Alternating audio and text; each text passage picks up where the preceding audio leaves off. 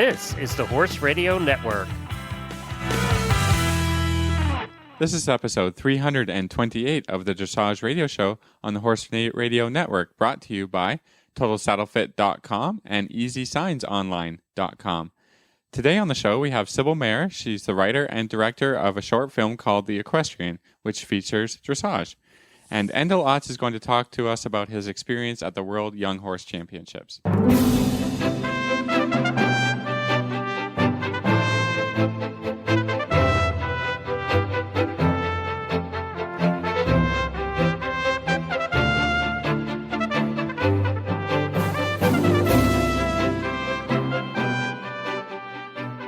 This is Reese Koffler-Stanfield from Georgetown, Kentucky. And this is Philip Parks from Rockwood, Ontario, and you're listening to the Dressage Radio Show. Hi, Phil. Hi. We're just on our own today, Reese. I know. Everybody cross your fingers because it's going to be fine. There's a new system, and oh boy, thank goodness Philip can take control of this.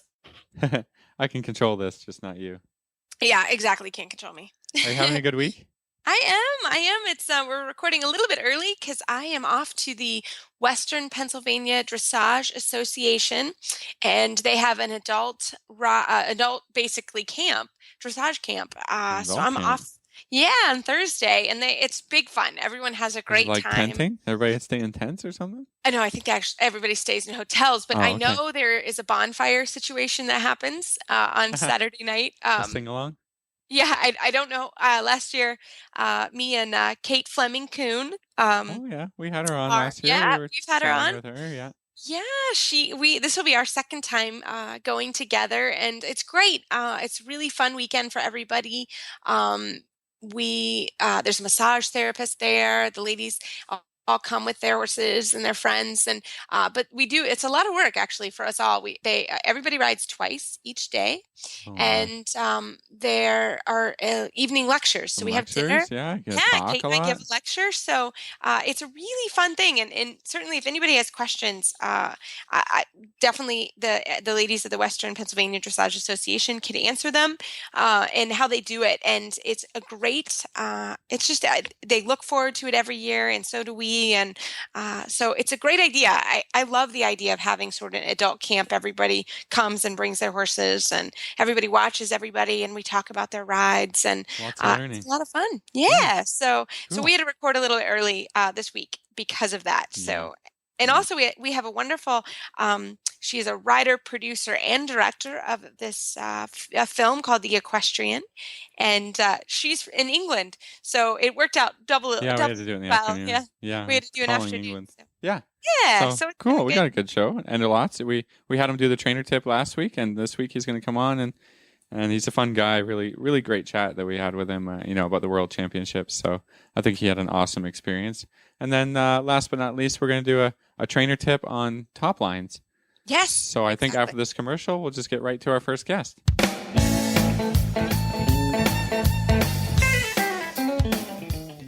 Easy Signs Online is the official sign company of the Horse Radio Network. This week's product highlight are their personalized nameplates.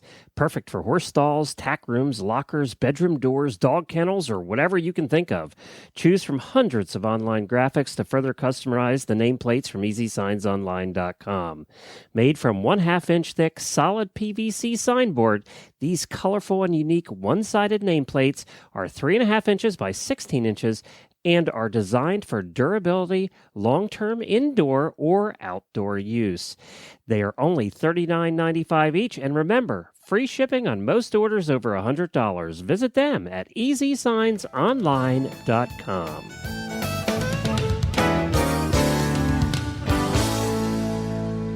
Well, it is my pleasure this evening to be joined by Sybil Mayer, an award-winning producer who has produced the movie called The Equestrian, about a young dressage rider and his relationship with his stallion. Good afternoon, Sybil. How are you? Oh, I'm well, thank you. So, I'm just going to say, because this is a little nitpicky thing, sure. Filmmakers are. I directed and wrote as well as okay. produce the film. So. Oh, okay. Sorry, it's all Wonderful. about the credit. Right. Yes, Of for course. sure. Of course. Well, I'm sorry about that, about your intro, but No, that's fine. That's okay. so this movie will be, Yeah. is it debuting at the Equus International Film Festival in Montana? Yes. It will be a regional premiere. It's not its first. It's not its U.S. premiere, but that Right. was a couple of years ago. But a regional premiere, so for the Northwest. So I'm really looking forward to it and very excited about the festival and meeting with the founder and director of the festival and seeing some other great films, equestrian films. So, Well, Sybil, why don't you tell us about your short film? okay. Yeah, let's get right Um, into it. Yeah. well, what would you like to? Let's see. It's. I suppose how I was looking around. Well, goodness, that's now 4 years ago.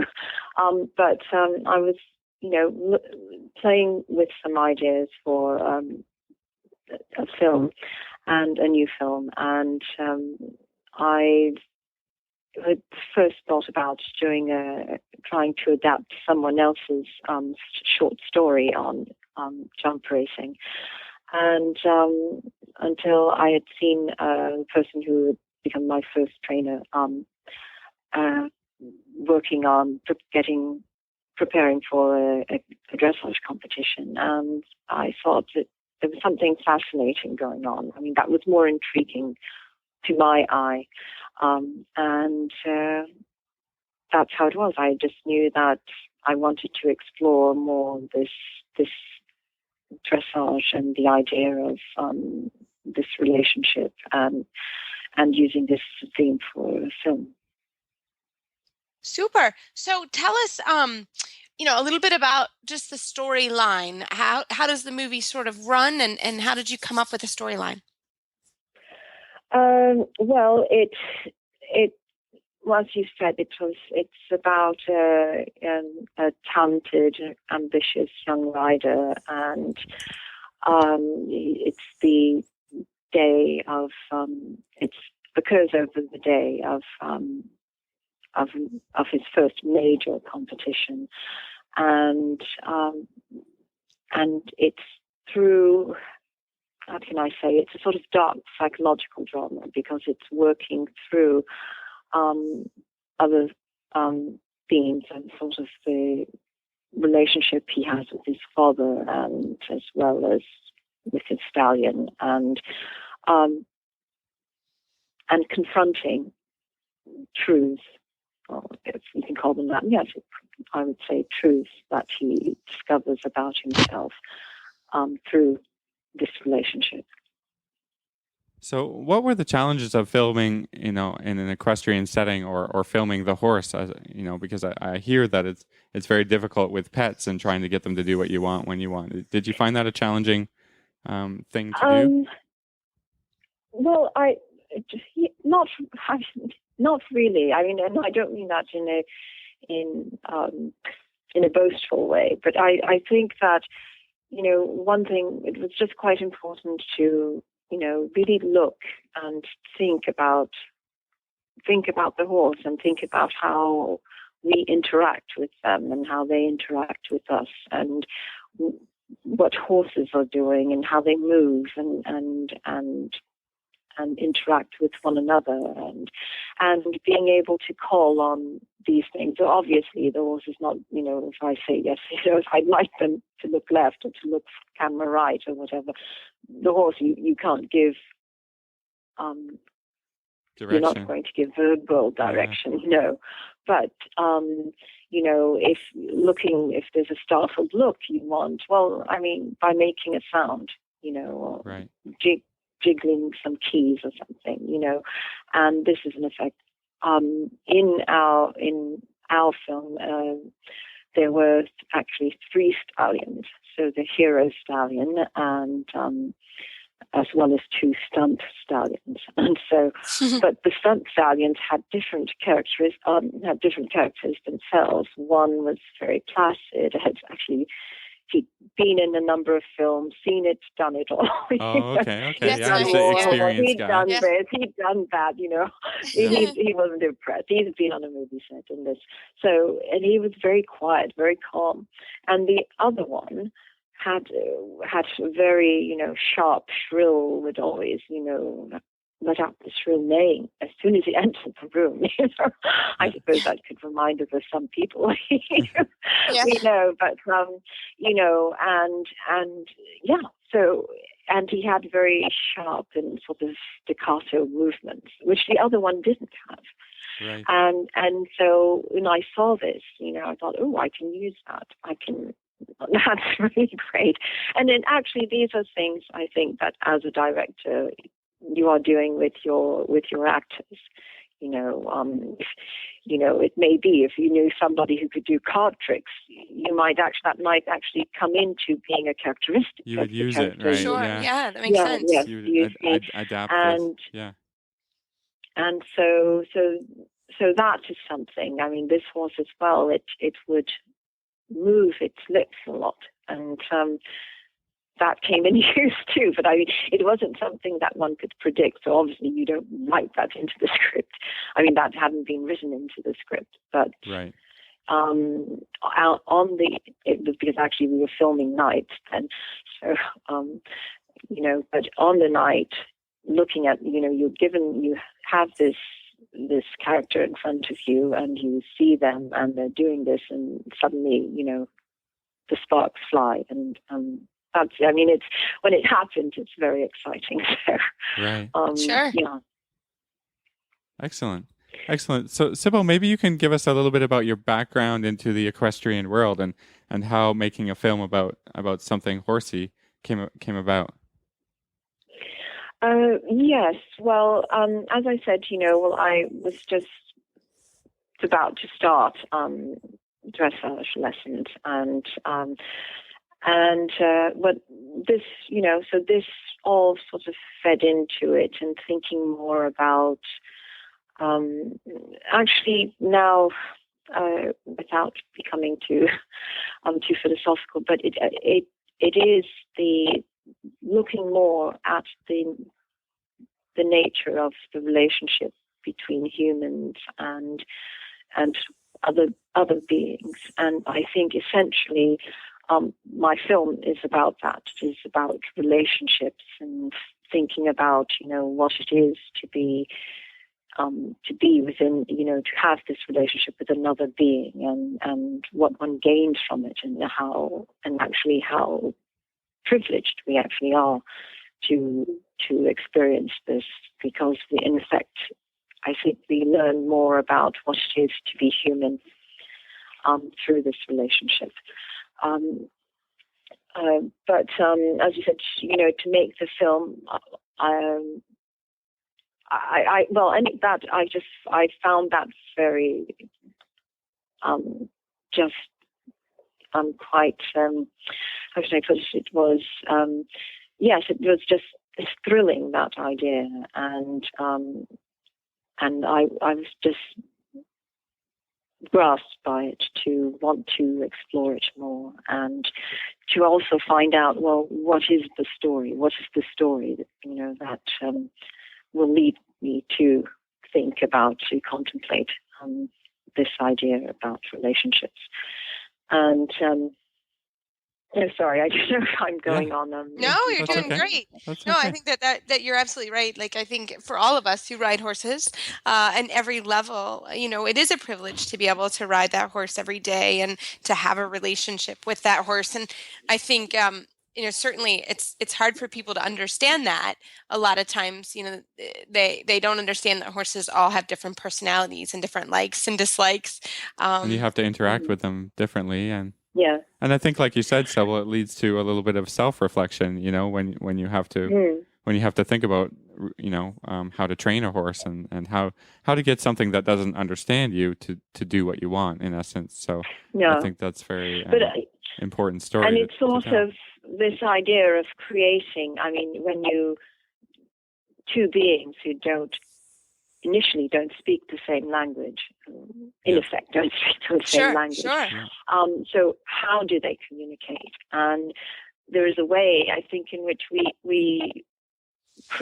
have to create a new space where, I mean, there's sort of give and take. I mean, I don't know, you may find this funny, but because I do think that you take on attributes of the other being. Do you know? I mean, sometimes you're a horse, or a dog, or you make a sound, I think that,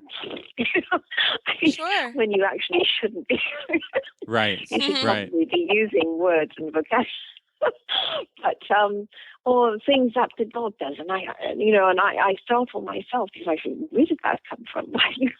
Why have you done that? How have you, moved in a certain way? And and that I think it's fascinating.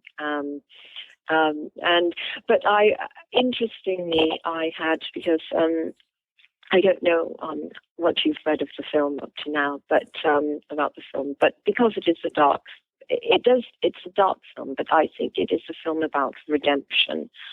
And I did. I know that sometimes it can be off-putting or difficult for some people to watch. But I've said, I was listening to Roman Polanski, who, when he was making Chinatown, and the producers wanted an upbeat, a positive ending. He said, if this film is to have any impact on the audience at all, for him, the heroine, I mean, for those of us who know that film, has to die. And not that anyone dies at the end of my I hope this is not too much foreshadowing for the end of your film. No. But it is, I think, because people, certainly are grasped by how there is a strong feeling. And I mean, it's something that as a director, I think everyone wants to have. You want people to have felt, you want to be affected by after seeing your film, not just sort of, okay, done that, let's go and do go and get a pizza or something. And so, I mean, it does cause a lot of debate, but then on the other hand, I sort of think, oh my God, I just want a simple little film about but that's sort of not what I made. I mean, it wasn't what I set out to do. But I think so. I'm trying to learn to sort of go with that and know that that's a good thing, to know that you can make people feel this. I mean, from something that actually is a fictional story. So, Sybil, how do our listeners find the movie? Like, how can we watch? If Philip and I wanted to watch the movie, how do we do that, or the film? Well, the DVD has been out for a while, and it's available on the website, if I can say that, theequestrianfilm.com. Yeah, okay. Well, Sybil, it was very nice of you to join us this evening and to talk about your film, and I wish you luck at the Equus Film Festival in Montana. I think that's the 18th and through to the 20th of September. Yes, and anyone in Montana, my film screens on the Saturday, the 19th at 9:00, and there's a little reception afterwards. Wonderful. Thanks again. Thank you. All right. Well, right after this commercial break, we're going to come back with Endel Otts and talk about his experience at the World Young Horse Championships in Verden.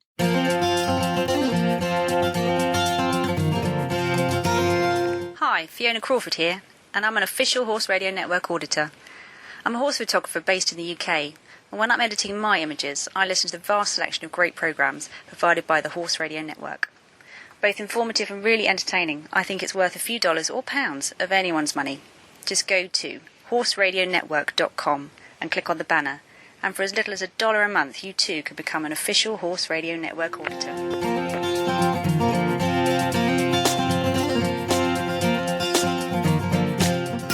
Well, this evening I have three gentlemen. It is my pleasure to have Endel Otts on the show with Philip and Glenn. Oh my gosh, I don't know if I can handle it.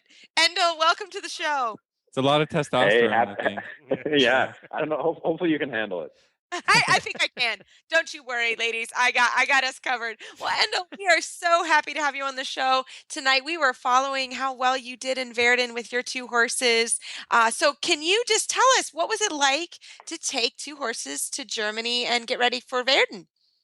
I mean, the politically correct answer was awesome, but I gotta say it was terrifying. I was a little bit worried. I was happy, and I mean, I was, excited with the horses and everything, but it's a lot of pressure. I think, from not from anything that the owners or anybody put on me, but I think just from myself. Thinking, overthinking things, and making sure everything's okay back at home, and making sure all the horses are going well at home, and everything like that. But I got to say, like, once I got there and went to the horse show, it was so great. Everybody was so fun, and I have to say, like, I did one show before I went there, and I got to ride around in, I would say the typical, what I hear from everybody is a, scary German European warm up where everybody runs you down, and I liked it. It was a little bit like that roller derby. It was kind of awesome. Demolition derby.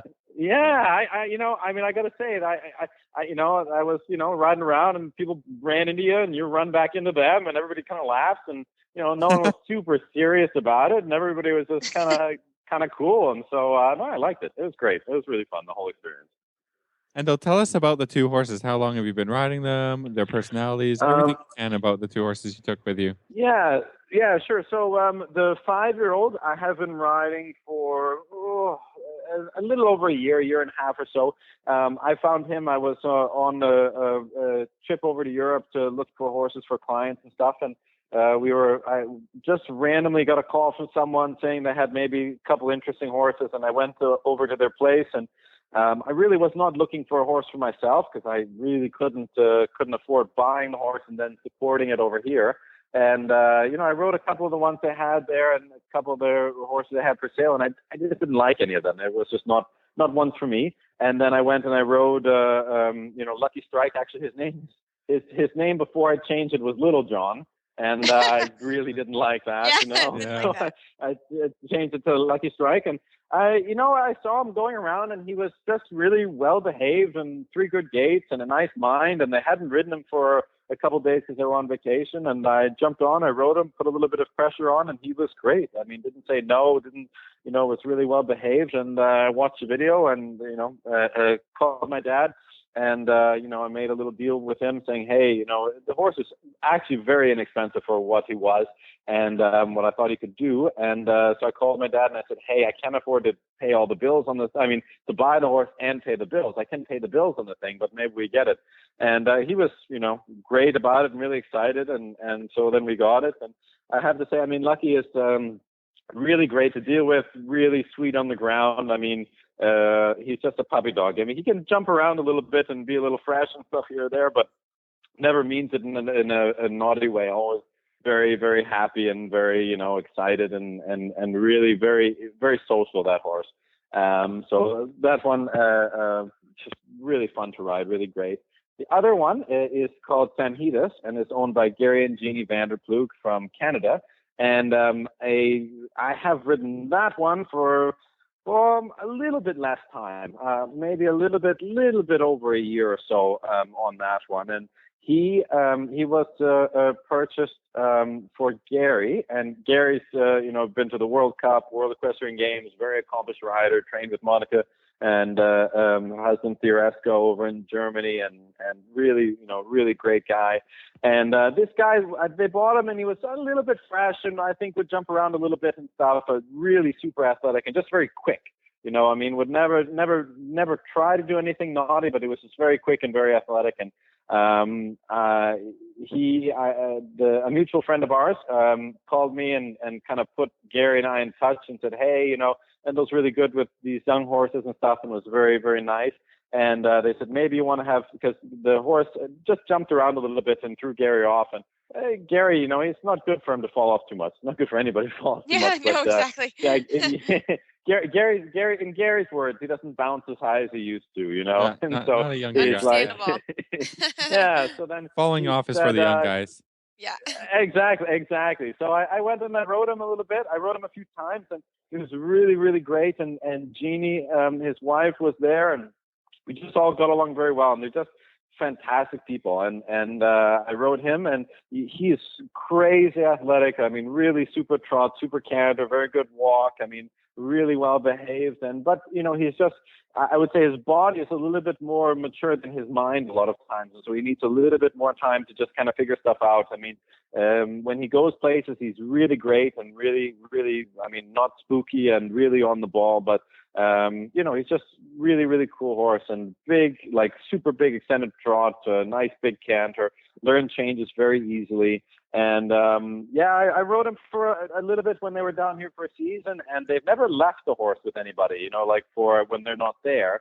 And we had a dinner, and I thought it was going to be kind of, we're going to go home. We'll take him home. Thank you so much. We'll see you next year. And they turned out and they said, we've never done this. We've never left the horse with anybody. Would you be interested in keeping him here? And maybe we stop down and stuff through the summer and check on him and see how he's going. And I really was not expecting it. And I said, yeah, absolutely. Of course. That'd be great. And they really have been fantastic. I mean, I brought up with them that during the summer last year and the winter months down here that hey, I think that he's really talented, and it'd be really a fun thing to maybe set our eyes on Verden and see where it goes. And they were all for it. I mean, really excited, really motivated, and I mean, I have to say, Gary and Jeannie, I mean, they are some of the best owners. I mean, they're so easy to deal with.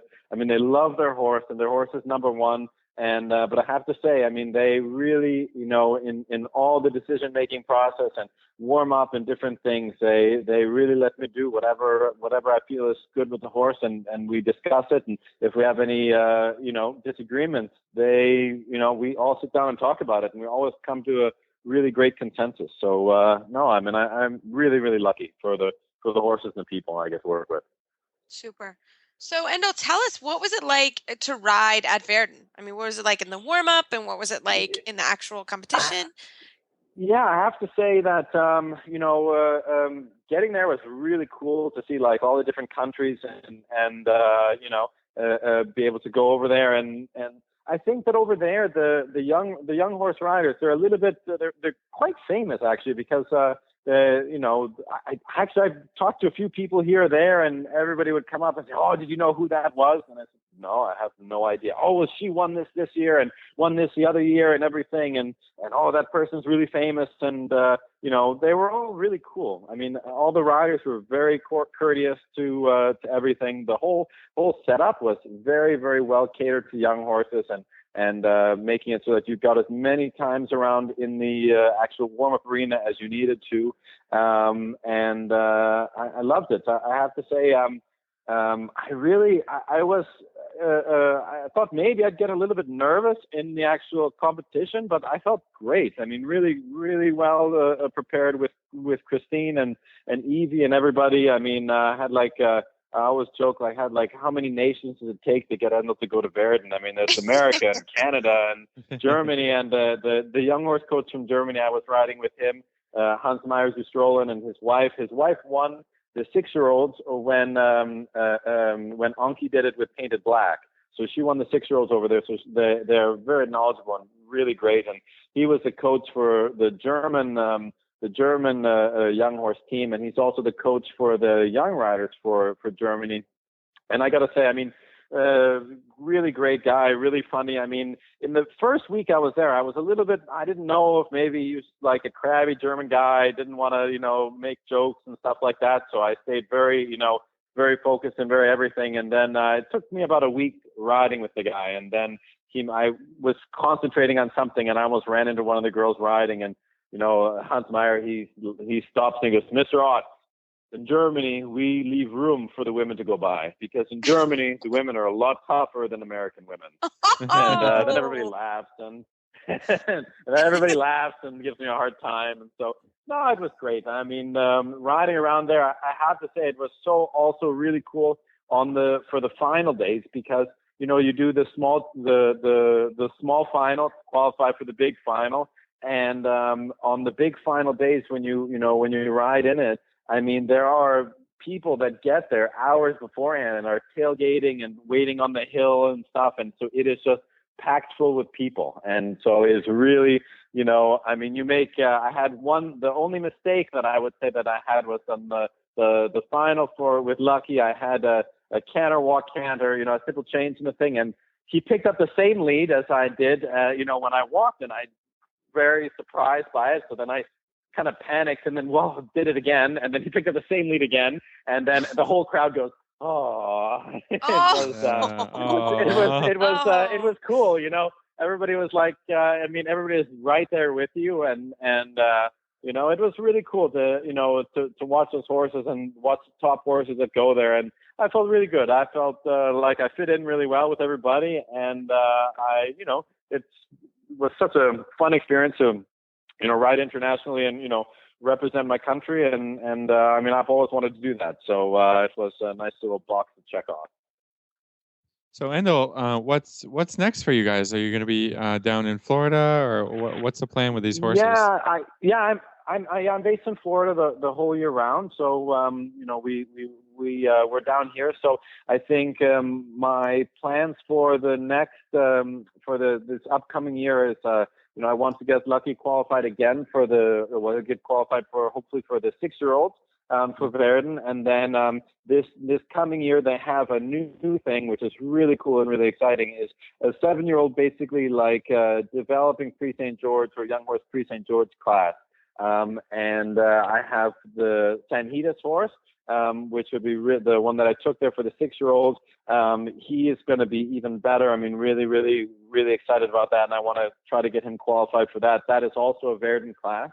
And then I have a mare that I showed down here. I had her for about 6 months, and I put changes on her and everything when she got here. But it was, and I had her qualify. I had one score for Verden, but I needed another one, and it was just, I thought, maybe too much pressure to take her all the way over to Texas and get her all qualified up. So I just stuck with a score. But she was the highest scoring horse in the U.S. for 6-year-olds and everybody. She's got 86.5 down here in Wellington.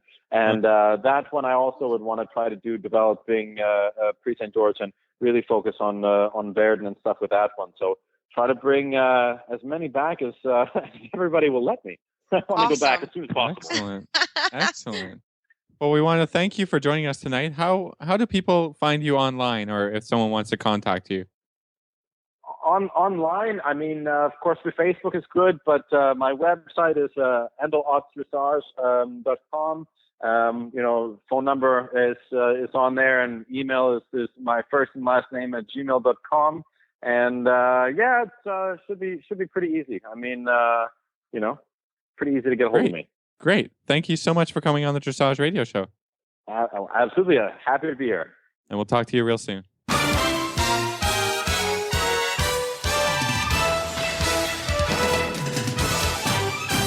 This week's Dressage Training Tip is brought to you by Total Saddle Fit, home of the shoulder relief girth at TotalSaddleFit.com. Well, this week, Philip, for our Total Saddle Fit Tip of the Week, you and I are on. We had a great question from listeners, which we always love, and about top line development. And how can you tell that the horse has a proper top line muscle, and just talking in general about top line development. So, Philip, do you want to lead us off today and talk about top line? Yeah, sure. I think the first thing, that every horse is born with a different conformation. So this makes top line development and top line evaluation quite difficult, because, every horse brings to the table what they have and what they have in top line. Lots of horses, the top bred warm bloods, for instance, if they have really nice conformation as 2-year-olds, then they're more easily developed, through their own conformation, a better and better top line. But you can certainly see, some of these warm bloods that haven't been exercised and haven't been, and then they're 6-7 years old, and then they don't have a developed top line. So I think it's important to, evaluate each horse as you see them conformationally, and then you can sort of, develop their top line from there, or evaluate and say, okay, this horse is developing a good top line for him, right? Which may not look as strong as, when he's standing next to another horse, but could be a very strong back and top line for that specific horse. So I think it's a tricky question. Do you have any thoughts on that confirmation idea there, Reese? Yeah, I think you're right. I think it is a tricky question, but I think you can learn a lot. Okay, it's one of the things that I do when I walk in, let's say for a clinic or something, I actually go through the barn and sort of just generally look at the horses standing in the barn. And you should see, in my opinion, if the horses are ridden properly, some naturally good top lines. Or you know what I'm saying? Like if if you're walking through and you see a horse with a bunch of undernecks or underdeveloped necks, that already kind of tells you some information. Sometimes hard, I mean, you can't walk through every barn, and say, oh my gosh, because sometimes trainers get new horses in and that kind of stuff, and it takes a while. But if you look at horses that have been in a training program for, let's say, 3 months or more, you should actually see that they have actually developed some top line muscle. And that's even before you take them out into the arena. Yeah. I think it is tough. Sometimes I've seen horses, that they're actually pretty well ridden, but they just stand in the field and they push out their underneck. And you're like, oh yeah, that's really difficult, I would say, so there's definitely some, you can't always say, well, this is the rule and this is how it goes. But certainly something that I think you should always look at when it comes to top line muscle. And then talking about sort of moving into the ring, you should always see that the horses, in theory, the horses should always be round. You know what I mean? Yeah. Ride dressage. So it's even on the long rein, or if you're walking, you're finished, or for sure when you just start, the horses need to be round and they need to be on the bit. And that's for us, even in walking. The only time I'll actually drop the reins is when I'm finished for the day. Sometimes I'll drop the reins and let the horses stretch. That doesn't mean I always keep them in a Grand Prix frame by any means. That's not, don't misinterpret that. But, they can always think about with a lower level horse that you're doing a free walk on a long rein. The horses need to stretch forward and downward, but there is some level of contact. So I think that all goes into top line development. And I think that when you ride a horse properly through the scale of training, the top line should develop properly. Again, I think it does. I mean, barring, again, if you have that horse that stands in the pasture as with a ewe-neck, that's tough to combat. It's tough to overcome. I mean, because that's maybe a horse that's not naturally skilled. You can sort of tell by the top line development, where in the training the horse is, because you can't have a third level horse with a training level sort of top line, right? Right. And vice versa. You shouldn't really have a training level horse with this huge overbuilt top line. I mean, that can be counterproductive as well. So, I think it's just every horse is really, really unique. And I think if you looked at a picture of a horse that you got as a 3-year-old and is now a 10-year-old and you're working 4th level, for sure you want to see that muscle over the back really develop. And I think a good top line should look round, like the horse, whether he's standing in the stall or got a rider on him. The horse, as they develop muscle over the neck, over the back, around the rump, everything, the horse should start to look like he's in. I remember, I don't remember which trainer was it, but they said like, if you shone a spotlight or a flashlight on a horse, the horse should sort of start to conform to the idea of that round spotlight, that the back is pushed up, and the hindquarters a little bit down and under, and they should go from looking like a natural sort of rectangle with straight lines around towards that spotlight picture, towards that round conformation. So I think for me, that's what I look like when a horse comes in. I've never seen it before. Does it start to conform to that circle picture? And that's the top line developing, right?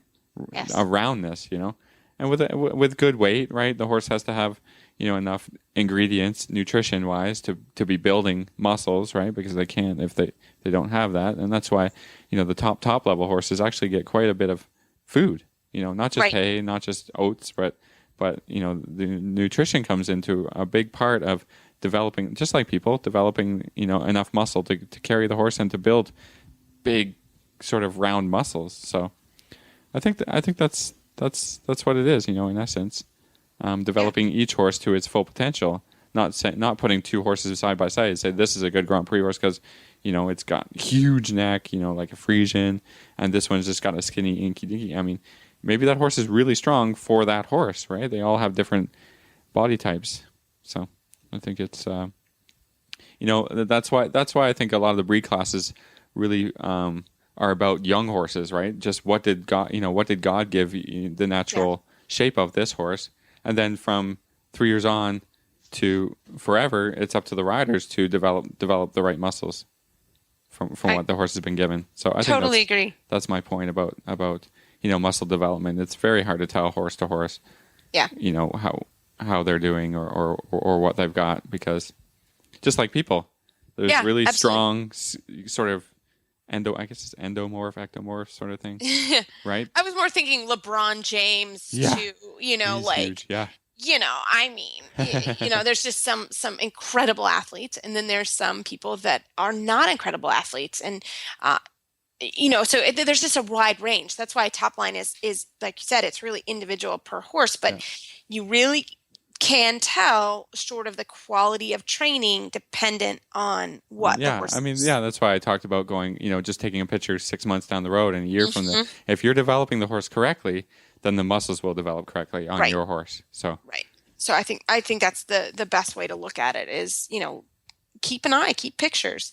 There's some horses where I'm like, oh my God, I so wish that I had taken a picture of that horse, because it looks so different. They change so much. Mm-hmm. Absolutely.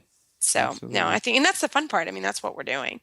So yeah. Well, good question. I keep them coming. We try and talk about every topic on this show to do with training and horses and dressage. So it's great. Yeah. Love it. Love it. Love it. This tip was brought to you by Total Saddle Fit, the shoulder relief girth that Reese and Philip both love. And here's why. The saddle fit solution you have been waiting for is finally here. TotalSaddleFit.com is proud to introduce the shoulder relief girth.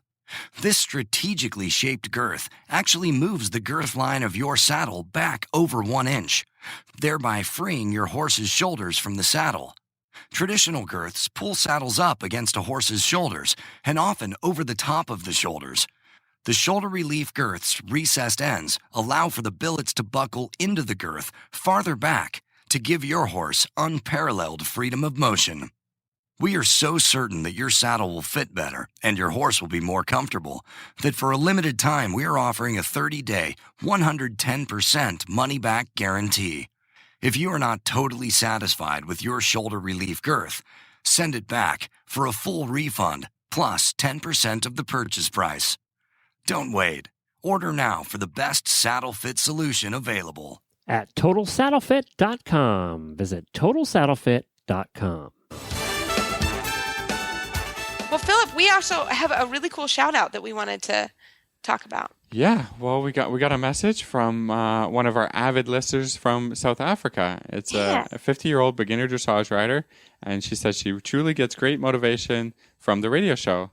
And she likes the topics, the various venues, and what the weather is like, because I guess, when you're halfway around the world, we do talk about the weather a lot, but it's part of our daily life. Being a trainer who has to be outdoors a lot, then it's very important to us what things are doing, and for me, how cold it is in the winter. And I just like to complain about that. But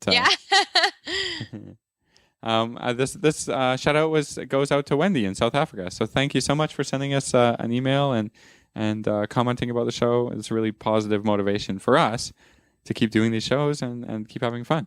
Exactly. Well, everybody, you can find our show notes and links to today's guest on our website, dressageradio.com. Like us on Facebook, just search Dressage Radio Show. Follow us on Twitter at Horse Radio. My website is maplecrestfarmky.com, and my email is reese@horseradionetwork.com. You can find me at philipparksequestrian.com, and my email is philip@horseradionetwork.com. I'd like to thank our sponsors this week for allowing us to put on a great show. And don't forget to check out all the other shows on the Horse Radio Network at horseradionetwork.com.